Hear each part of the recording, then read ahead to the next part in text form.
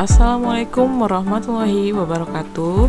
Selamat pagi dan salam sejahtera bagi kita semua. Baiklah anak-anak, hari ini masih bersama saya di kelas Bu Febi. Materi kita masih tentang cerita pendek. Langsung saja, langkah-langkah menulis teks narasi cerpen. A. Menentukan ide cerita. Ide cerita dapat bersumber dari apa saja, contohnya dari pengalaman pribadi. Misalnya, kamu mengalami masalah atau kejadian. Nah, kalian bisa menjadikannya ide cerita.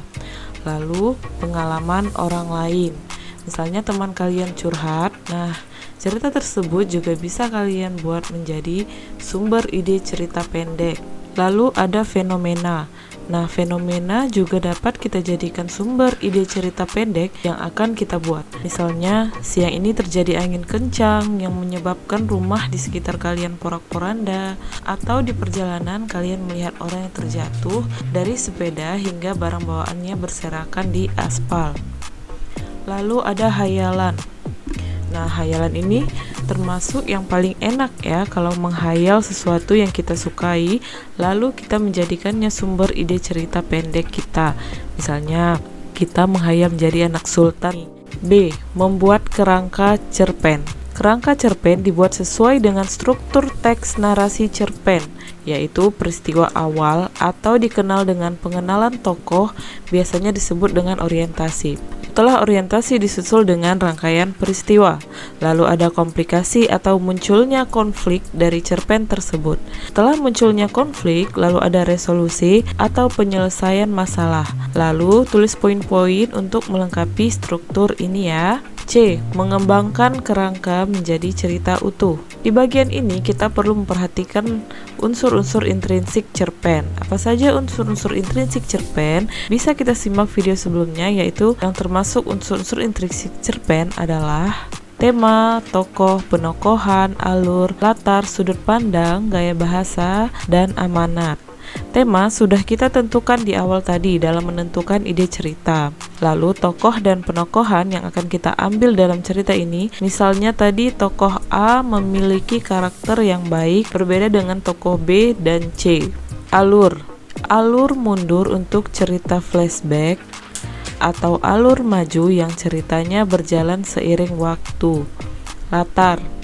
Latar terbagi dua, latar tempat dan suasana.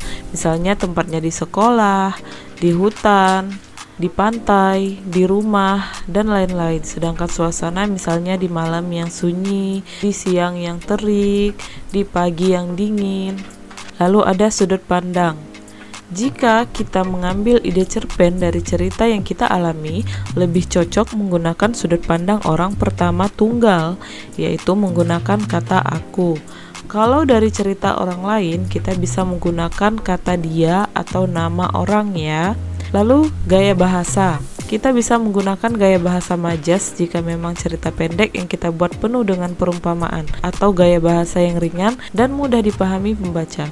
Lalu ada amanat dan pesan yang ingin kita sampaikan dari cerita tersebut. D. Memberi judul pada karangan. Judul dibuat semenarik mungkin. Judul tidak harus terikat dengan tema cerita ya. Judul bisa saja terdiri dari satu kata atau satu huruf saja, karena dari judul inilah pembaca akan tertarik untuk membaca cerpen tersebut. Contohnya ada cerpen yang bertema persahabatan, namun judulnya Jam Dinding.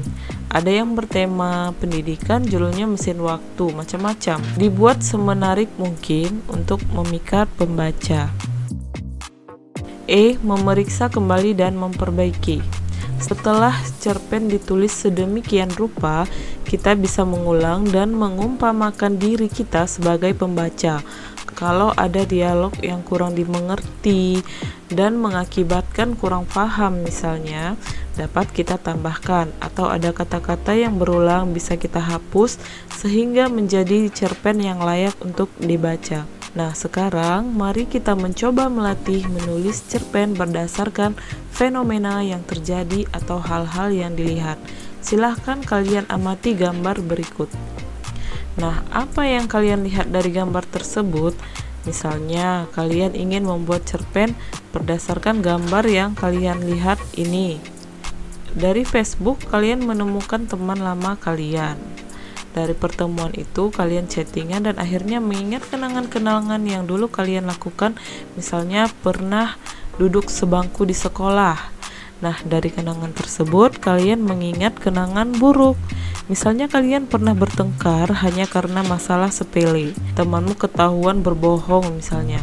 Hingga pada akhirnya rentetan konflik tersebut menemukan resolusi atau penyelesaian. Setelah selesai, saatnya kalian membuat judul yang menarik. Bertemu teman lama di Facebook kurang menarik. Buatlah judul yang mengundang rasa penasaran. Seseorang di daftar pertemanan misalnya, atau sosok yang ku konfirm hari ini. Setelah selesai, kalian dapat mengulang kembali kata per kata atau kalimat per kalimat untuk melihat apakah cerpen tersebut mudah dipahami dan segera diperbaiki kalau terdapat kesalahan-kesalahan hingga menjadi cerpen yang apik. Sampai di sini materi kita hari ini. Sampai jumpa di materi selanjutnya. Assalamualaikum warahmatullahi wabarakatuh. Salam sejahtera bagi kita semua. Dah.